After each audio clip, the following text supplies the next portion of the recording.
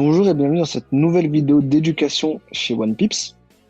Donc aujourd'hui, on va aborder un sujet qui sera également très important, qui est le break of structure, cassure de structure en français, donc BOS, du coup aussi, qu'on va appeler ça plus simplement. Donc ça va vraiment être un indice qui va vous permettre de savoir si les acteurs actuels qui contrôlent le marché vont continuer leur mouvement ou vont du coup le retourner. Donc, nous pouvons rencontrer sur le marché trois types de cassures de structure. Donc, les cassures de retournement que l'on va appeler BOS, qui annoncent du coup un changement potentiel de tendance. Donc, j'insiste bien sur le changement potentiel parce que les cassures toutes seules ne vont pas suffire pour du coup déterminer que la tendance en fait va changer. D'accord? Nous avons ensuite les cassures de continuation que l'on peut appeler du coup continuation BOS, qui va annoncer du coup la continuation potentielle d'une tendance.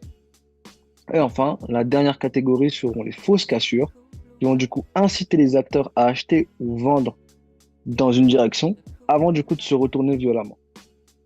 Donc aujourd'hui, on va vraiment du coup euh, parler des deux premiers types de cassures, d'accord? Donc les cassures de retournement et les cassures de continuation, sachant que les fausses cassures du coup vont du coup être plus complexes à trouver et analyser. Donc voici un exemple de cassure de retournement. Donc on voit bien ici une tendance haussière qui se dessine. D'accord? Donc, on voit bien des creux, des sommets de plus en plus hauts. D'accord? Donc, on n'oublie pas les lows, les highs. Donc, un haut plus haut, ça s'appellera un higher low. Un bas plus haut, pardon, c'est un higher low. Et un haut plus haut, ça sera un higher high. Donc, higher low, higher high, higher low, higher high. Et qu'est-ce qu'on remarque? On remarque tout simplement qu'ici, on a la création d'un lower low. C'est pour ça que je vous ai dit qu'il faut toujours regarder du coup être focus sur les creux et les sommets. Donc on voit ici un lower low, donc un bas qui est plus bas que le précédent. Et ensuite, nous avons la création d'un haut, pardon, qui est plus bas que le précédent. Donc à partir de ce moment-là, nous n'avons plus une tendance haussière, mais nous avons une tendance baissière qui se dessine. Donc ici, on a bien un retournement du marché. Donc on va voir directement un exemple sur le marché réel. Donc ici, on voit bien un low, un high, un higher low, un higher high, un higher low, un higher high. Nous avons ici un higher low qui est dessiné ici. Donc si on regarde bien les creux, mais nous avons un lower high qui se dessine ici. Donc la création de ce lower high là, du coup en rouge, va créer un lower low ici à ce niveau-là. Donc nous avons bien ici une cassure, du coup un BOS de retournement. Et là, on voit bien qu'une fois que ce lower low a été créé, nous avons bien un high, donc un sommet qui est plus bas que le précédent.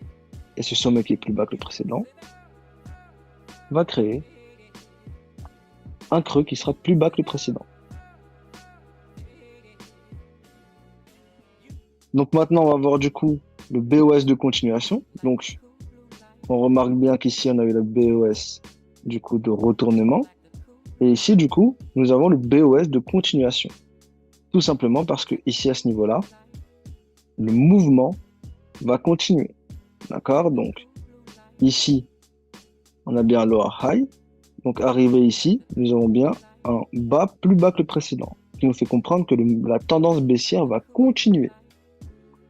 Donc, si on reprend l'exemple, ici, à ce niveau-là, on n'oublie pas, c'était un cassure de retournement. On a bien eu un lower high ici qui est, du coup, qui est plus bas que le précédent. Et donc, à ce niveau-là, lorsque le marché va atteindre le niveau qui est derrière ce niveau-là, d'accord, qui est en dessous de ce niveau-là, nous avons notre cassure de continuation, continuation BOS. Et cet indice va nous indiquer tout simplement que le marché va continuer à chuter. Potentiellement. J'insiste bien sur le fait que ce soit potentiel. Donc maintenant, je vais vous donner un petit exercice afin de vous exercer sur ce concept-là. Donc votre but est de trouver une tendance baissière, une tendance haussière sur EURUSD en utilisant l'unité de temps H1. Donc, il faut bien mettre les highs et les lows du mouvement en évidence afin que je puisse comprendre du coup votre schéma de pensée.